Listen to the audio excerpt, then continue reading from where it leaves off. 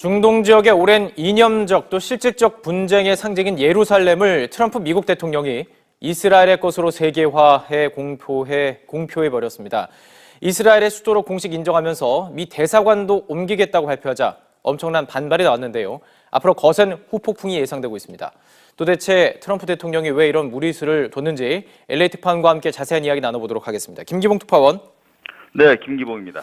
우선 트럼프 대통령이 어떤 어떤 수식으로 예루살렘을 이스라엘 수도로 인정했는지 그 내용 정리를 좀 해보죠. 네, 트럼프 대통령은 한국 시각 오늘 새벽 3시 백악관에서 기자회견을 열고 이제는 공식적으로 예루살렘을 이스라엘 수도로 인정할 때라고 말했습니다. 예. 따라서 현재 텔아비브에 있는 미국 대사관을 진짜 수도인 예루살렘으로 옮기겠다고 말했습니다. 역대 대통령들은 이것을 인정하지 않았지만 자신은 인정한다는 것입니다. 그리고 이런 판단은 미국의 이익과 이스라엘, 팔레스타인 간 평화에도 도움이 된다고 주장했는데요. 잠깐 들어보시죠. I've judged this course of action to be in the best interests of the United States of America and the pursuit of peace between Israel and the Palestinians. This is a long overdue step to advance the peace process. Is Israel's 자, 발언을 직접 함께 들어봤습니다. 새로운 평화 프로세스, 평화를 추구하는 길이다 이렇게 얘기를 했습니다. 자, 이게 어떤 주장이고 왜 어떤 근거에서 이런 이야기가 나온 건가요? 네, 트럼프 대통령은 이번 조치가 오랜 갈등을 해소하는 새로운 접근법이라고 말을 했습니다. 네. 이스라엘은 다른 나라와 마찬가지로 자신들의 수도를 결정할 권리를 가진 주권 국가이다. 따라서 이를 인정하는 것이 평화를 얻는 조건이다. 이렇게 말했습니다. 예. 그런데 이 말을 듣고서도 어떻게 평화를 얻겠다는 것인지 선뜻 이해가 안 되는데요. 예. 굳이 짜 맞춰보자면 이스라엘이 실질적으로 점령하고 있는 예루살렘을 온전히 그들의 것으로 인정해주고 그 토대 위에서 다른 이해관계를 조정하는 것이 현실적으로 매듭을 풀 수 있는 길이다. 이런 말인 것 같습니다. 하지만 팽팽한 분쟁에서 일방적으로 패배 선언을 당한 상대가 있는 상황을 고려할 때 상식적으로 납득이 잘 되지는 않는 부분입니다. 예. 그래서 일각에서는 일단 팔레스타인을 거칠게 궁지로 몰아붙인 뒤 조금씩 풀어주는 방식을 구상하는 게 아닌가 이런 추측도 나오고 있습니다. 반응은 당연히 크게 엇갈릴 수밖에 없는 사안인 것 같습니다. 전 세계에서 찬성하는 나라 이스라엘밖에 없다 이런 얘기도 있던데요. 네, 그렇습니다. 이스라엘은 네타냐후 총리는 물론 평소에는 전면에 잘 나서지 않는 리블린 대통령까지 쌍수를 들고 환영 성명을 냈습니다. 예. 네타냐후 총리는 트럼프 대통령의 발표 직후 현지 TV로 중계된 연설에서 역사적이고 용감한 정당한 결정이다라고 밝혔습니다. 한술 더 떠 다른 국가들도 미국의 결정에 합류해서 대사관을 예루살렘으로 이전해달라고 촉구했습니다.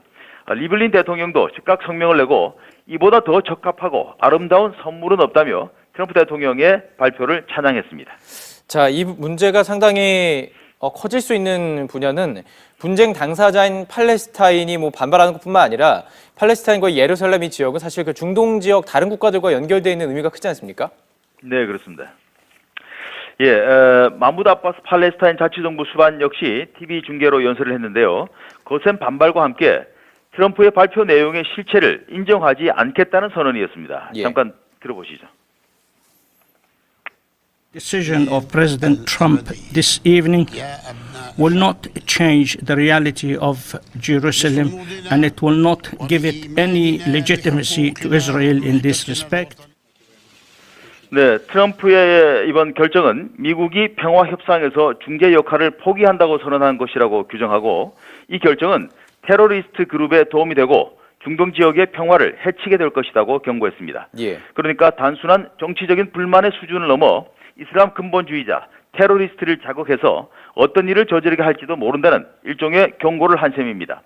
팔레스타인 무장정파 하마스는 미국의 예루살렘 수도 인정은 이 지역에서 미국의 이해에 대한 지옥의 문을 연 결정이다 이렇게 표현했습니다. 예.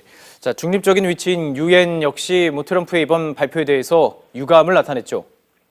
네, 그렇습니다. 유엔은 유감을 나타내는데 그치지 않고 트럼프의 이번 발표가 몰고 올 불안과 파장을 논의하기 위해 이번 금요일 긴급회의를 열기로 했습니다. 트럼프의 발표 이후 볼리비아와 이집트, 프랑스, 영국 등 8개 나라가 이번 주 내로 안보리 긴급회의를 열 것을 요구했고 안보리는 8일 긴급회의를 열기로 결정했습니다. 앞서 안토니오 구테스 유엔 사무총장은 트럼프의 발표에 대해 예루살렘의 지위는 당사국인 이스라엘과 팔레스타인 간 직접 협상을 통해서만 해결될 수 있다며 어떠한 일방적인 조치에도 반대한다는 입장을 다시 강조했습니다. 예루살렘을 이스라엘의 수도로 지정한 것이 실질적으로 어떤 면에서 그렇게 큰 문제인지 한번 다시 정리를 해보죠. 네, 한마디로 누구도 섣불리 끼어들 수 없이 팽팽하게 유지되어 오던 이념적 싸움을 제3자인 미국, 즉 트럼프 대통령이 일방적으로 한쪽의 승리로 공표해버렸기 때문입니다. 예루살렘은 수천 년의 역사 속에서 종교적, 이념적인 분쟁이 계속됐고 실제로 많은 피를 흘렸던 곳입니다. 유대교와 기독교, 이슬람교 모두의 성지이기 때문에 국제사회도 그렇게 인정해왔습니다.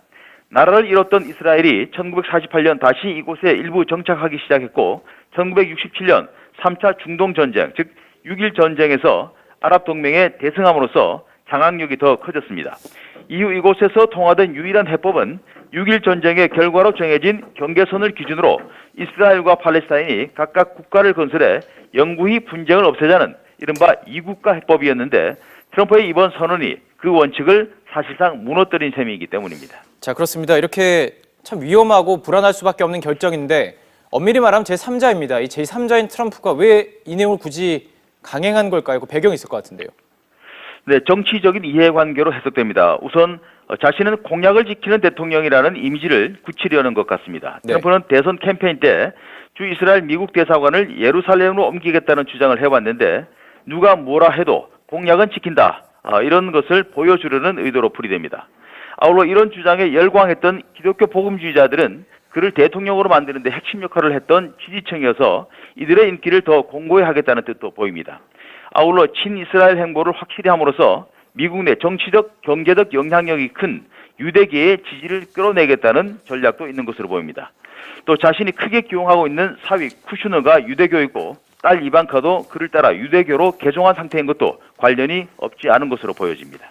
예, 트럼프가 일으킨 이 결정 분명히 후폭풍을 몰고 올 것으로 보이는데요. 앞으로 어떻게 될지도 관심 갖고 지켜보겠습니다. 김기문 특파원과 이야기 나눠봤습니다. 뉴스 다 보셨죠? 이게 뭔 말이냐 이게 도대체 우리하고 전혀 상관없는 이야기를 우리 저 사람들이 이렇게 하고 있으니까 뭔 얘기냐 이렇게 할지 모르겠습니다. 근데 사실은 굉장히 큰 국제적인 문제입니다. 이것이. 근데 우리나라에게는 큰 피해가 없을 것이다라고 생각할지 모르지만 그게 아닌 것이 만약에 생각을 해보세요. 여러분이 미국 대통령이라고 생각해 보세요. 여러분이. 그러면 중동 지역을 한번 잘못 건드려 놓으면 중동에서는 큰 폭탄이 터질 거예요. 그죠? 그렇죠? 그러면은 여러분 같으면 어떻게 하겠어요? 여러분 같으면 작전을 어떤 식으로 쓰겠어요? 작은 폭탄을 딴 데다 터뜨려 버리는 겁니다. 그게 어느 나라겠어요? 여기서 폭탄 터뜨리면 큰 폭탄이 터질 것 같아. 그래서 작전을 다른 데로 돌려야 돼. 그래서 다른 데다가 전쟁을 차라리 일으켜버리고 이쪽을 갖다가 수습하는 게 낫겠다. 그러면 어디다 먼저 폭탄을 터뜨릴까요? 우리하고 굉장히 관계된 겁니다, 이게. 우리나라하고 굉장히 관계된 얘기들이에요. 그래서 우리한테는 굉장히 신경에 쓰이는 촉각을 세우는 그런 이야기들이죠, 이게. 그럼 왜 이런 이야기가 나왔을까요? 왜 이런 이야기가? 갑자기? 이제까지 없었던 이야기인데 처음으로 이런 이야기가 나와요? 왜 그럴까요? 원래 예루살렘이 이스라엘 수도 아니었어. 또 이런 사람도 있을지 몰라.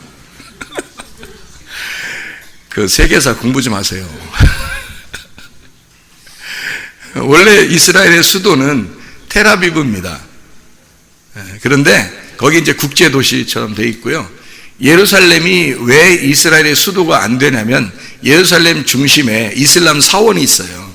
그 이슬람 사원은 전 세계 이슬람교, 이슬람 믿는 사람들의 중심이에요, 거기가.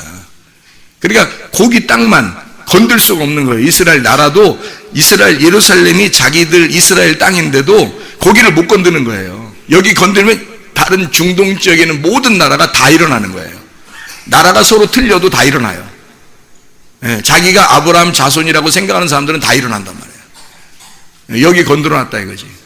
이거 우리 땅인데 왜 네가 건드냐 이거죠. 이게 큰 문제가 되는 일이에요.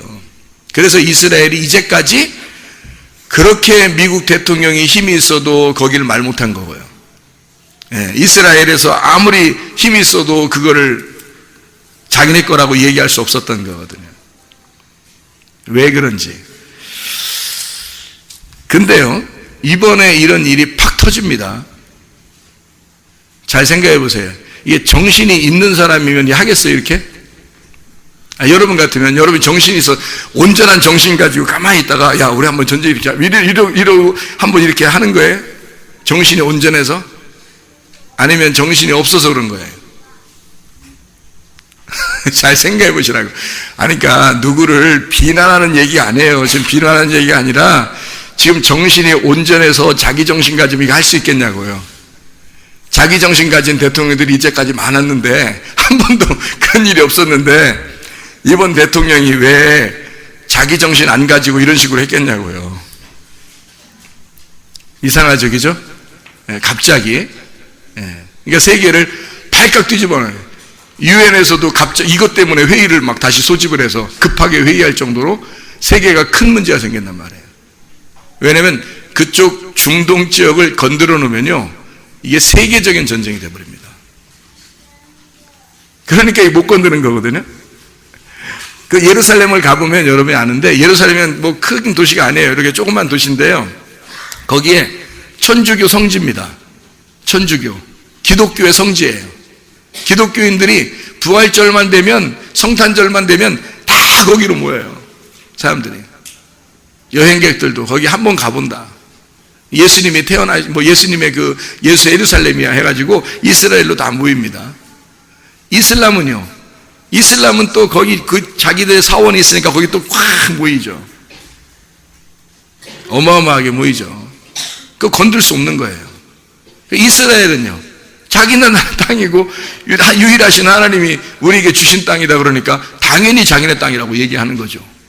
그러니까 유대교, 이슬람교, 천주교, 기독교 다 자기 하나님이 주시는 땅이라, 거룩한 땅이라고 생각하기 때문에 거기를 누가 내 거다 이렇게 말하기 어려운 거예요. 그런데 그거를 이번에 뒤집어 버린 거예요. 그러니까 가만히 있겠어요, 다른 나라가? 생각해 보세요, 여러분. 여러분이 이스라엘 사람이 아니야, 한국 사람도 아니야. 한국 사람은 별로 관심이 없잖아요. 특히 대전 사람들은 별로 관심이 없거든요. 충청도는 한참 일이 일어나면 뭔 일이요? 이런다. 한참 뉴스 한참 나오면 그다음부터 뭔 일이요? 그래요. 아버지 돌 굴러가요. 이게 충청도에서 뭔 일이요? 그러고 있는 중이에요, 지금 보니까. 굉장히 큰 문제라고요. 여러분이 중동 사람이라고 생각해요. 팔레스타인 사람이라고 생각해보세요. 여러분 이스라엘 사람도 아니고 한국 사람도 아니야. 팔레스타인 사람이라고 생각해보세요. 자기들이 생각하는 거룩한 하나님의 땅을 막 뺏어버렸어. 자기네 땅이라고 생각했는데 가만히 있겠냐고요. 그러면 그 주변에 있는 나라들이 있을 거 아니에요. 중동 지역의 나라들. 그 나라들은 어떻게 할까요? 가만히 있겠어요? 가만 안 있는 거예요. 난리 나는 겁니다, 여러분. 왜냐면 그 사람들이 다 그 사원, 이슬람 사원이라는 예루살렘 안에 있는 곳, 이렇게 황금 돔이 있잖아요. 이렇게 황금으로 만든 그 진짜 금입니다. 진짜 금으로 이렇게 만들어 놓은 그 사원을 갖다가 자기들의 성전이라고 생각하는데 세상에 그 땅을 다 자기 거라고 뺏어버리니까 자기들은 이제 못 가는 거예요. 허락받고 가야 돼요. 비자 받고 가야 되고, 여러분. 그러니 이제 이제 자기들 다 뺏기니까 다른 주변의 나라들이 다 자기들이 언제든지 갈 수 있는 땅인데 그걸 뺏어버려서 생각해 보세요. 큰일 나는 거죠. 자기들의 성전을 뺏기는 거예요. 그럼 이해가 되겠냐고, 여러분. 이해 안 되는 거거든요. 한국 사람이, 특별히 대전 사람, 충청 사람들이니까 이해가 안 되는 거지. 그쪽 나라 사람들한테는 큰 일이 벌어진 거예요, 이게. 근데 이게요, 성경에서 있는 얘기예요. 그래서 그런 거예요. 성경에서. 그 성경에서 어떤 이야기가 성경에 써 있냐면 이렇게 써 있어요. 에스겔서 38장의 내용이거든요. 에스겔 38장.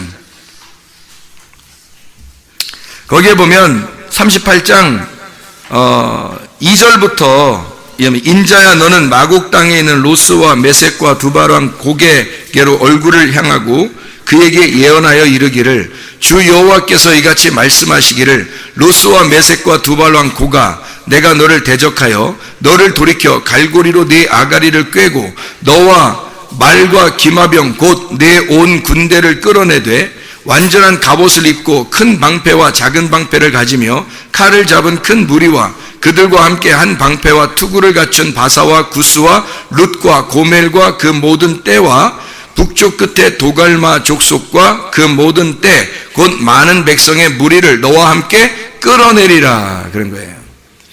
여기는 이 나라들을 다 끌어내려면요 어떤 큰 문제가 생겨야 돼요. 전쟁으로 끌어내려면 큰 문제가 생겨야 된다고요. 그런데 보세요. 갑자기 이제까지 없었던 일이 지금 갑자기 막 생겨나요. 이상하잖아요. 여기에 있는 나라들은 지금 흑해 연안 그리고 러시아 그리고 페르시아, 이란, 이디오피아, 리비아 그리고 터키, 알마니아 이런 나라들입니다. 지금 우리가 읽었던 이 내용들이에요. 중동 지역의 사람들이에요. 원래 미국이 터키하고 우호 관계에 있습니다. 근데 이번에 뉴스를 통해서 보니까 터키도 미국하고 등을 돌린다는 거예요. 왜? 이런 문제가 생기니까. 그러면 사람들이 전쟁을 하기 싫어도 전쟁으로 끌어내니까 전쟁을 할 수밖에 없도록 아가리를 꿰가지고 끌어내는 거야. 그냥 자기들은 전쟁하고 싶은 게 아닌데 어차피 전쟁을 해도 많은 사람이 죽을 거예요. 자기들도. 그러니까 전쟁을 하고 싶겠냐고 생각을 해보세요. 그러니까 전쟁하기 싫은데 끌어내니까, 누군가가 끌어내니까 자기들을. 근데 그 끌어낼 때 하나님이 직접 위에서 구름으로 막 끌어내고 이러지 않아요. 하나님이 사람을 통해서 끌어내는데 정신이 온전한 사람을 통해서 이렇게 끌어내면 이상하잖아. 그래서 정신을 아무렇게나 막 생각하는 사람, 이렇게 말했다가 저렇게 말했다가 하는 사람을 갖다 막 끌어내가지고 네가 말해! 그러면 딱 말하는 거예요. 그냥 자기가 정신 없으니까. 그 보통 정신 가지고 그렇게 말 못하는 거니까 정신 없게 만들어서 정신 없는 사람이 막 대통령이 되는 거야. 막 정신 없는 사람이 그냥 막 얘기해버리는 거야. 막 애들 말로 말하면 질러버리는 거야. 그냥 뒷 생각 안 하고 그냥 질러버리는 거야. 그러면 이게 여기서 끌어내는 거죠. 중동 지역의 전체 나라들이 이런 분노, 이거는 성스러운 전쟁이다 해서 성스러운 전쟁을 선포하는 거예요. 그래서 그 사람들은 전쟁의 이유가 충분히 되는 겁니다. 자기들의 성전 중심이 뺏겼잖아요. 그러니까 그걸 뺏어오기 위해서 전쟁을 불사해 목숨을 거는 거란 말이에요. 그 사람들은 이런 거룩한 전쟁이라고 생각하는 그들의 전쟁이 시작되는 거라고. 이게 그렇게 되면 지금 암암리에 총칼은 안 쏘지만 마음속엔 지금 벌써 칼을 갈고 있고 벌써 총을 쏘고 있는 거예요. 여러분, 큰 문제가 벌어지거든요. 이거를 이제까지 막고 했었는데 누군가가 정신없이 만들고 정신없는 자가 그냥 질러버려요. 그러니까 다른 사람들을 전쟁으로 끌어내는 거지. 끌고 나오잖아요. 그냥 끌고 나는 거예요. 이게 마지막 때에 일어나는 사건들입니다. 여러분, 동성애도 마찬가지예요. 동성애도 여러분, 아니 예전에 뭐 동성애가 없었겠어요? 있었어요. 근데 잠잠했어요. 침묵을 지켰다고. 그리고 자기들이 조심스럽고 막 창피하고 그래서 나오지도 못했던 그런 때예요. 그죠? 옛날에는. 그래서 지금 보세요. 자랑해요. 자랑한다고. 막 방송에 내놓고 막 자랑하고 막 그래요. 이상하잖아요. 지금 왜 그런가요? 지금 왜? 성경에서도 망하는 나라들은 다 그게 일어났거든요. 소돔과 고모라가 그랬고 노아 시대 때가 그랬고요. 로마 시대가 그랬습니다. 다 그것 때문에 멸망하던 그런 때거든요. 그런데 지금 왜 한국을 비롯하여 미국을 비롯하여 전 세계가 왜 자꾸 그거를 갖다가 들쑤시고 나오냐 이거예요. 그것도 이상한 현상이라는 거죠. 지금 우리들 지금 살고 있는 시대는 이상한 현상들이 벌어지고 있는데 여러분은 눈을 감고 있다고, 잠잠하고 있다고. 귀가 들리지 않고 있다고요. 누가 뭔 얘기를 해도 귀가 들리지 않는다고요. 왜? 자기가 치고 있으니까. 자기가 잠을 자는 사람이니까. 뭐가 뭔지 지금 똥인지 된장인지 구분이 안 된다고. 시대가 어떻게 흘러가는지 구분이 안 돼. 마지막 때예요. 마지막 때라고 몇 번을 얘기해야 마지막 때인 줄 알겠어요, 여러분. 마지막 때라고요, 지금이. 왜 갑자기 이런 일들이 막 벌어져요? 생각을 해보시라고. 마지막 때입니다. 여러분에게 마지막 때가 와야 돼. 여러분에게. 세계의 마지막 때는 늦게 와도 돼. 세계의 마지막 때는 지금 안 와도 돼요. 기독교만 핍박당해. 기독교만 피곤해요. 마지막 때가 되면 기독교만 환난을 당해요. 기독교만 누가 미워해요. 기독교만 핍박을 한다고요. 이게 마지막 때라고. 여러분의 신령의 마지막 때가 와야 된다고요. 여러분의 신령의 마지막 때가 오면 여러분 안에 예수가 들어갈 것이라고. 예수가 여러분 속에 진리할 것이라고요, 여러분. 그러면 여러분에게는 속에 부활이 날 거라고요. 이 세상에서 무슨 일이 벌어져도 여러분 마음은 평안할 것입니다. 여러분 마음은 안식할 것입니다. 여러분 마음은 기쁠 것입니다. 그것이 오고 난 다음에 세상에 종말이 오든 말든 그렇게 와야지. 여러분 속에 종말이 안 왔는데, 여러분 속에 예수 그리스도가 임하지 않았는데 세상에 종말이 오면요, 정신없이 끌려가다가 끝나버립니다, 여러분.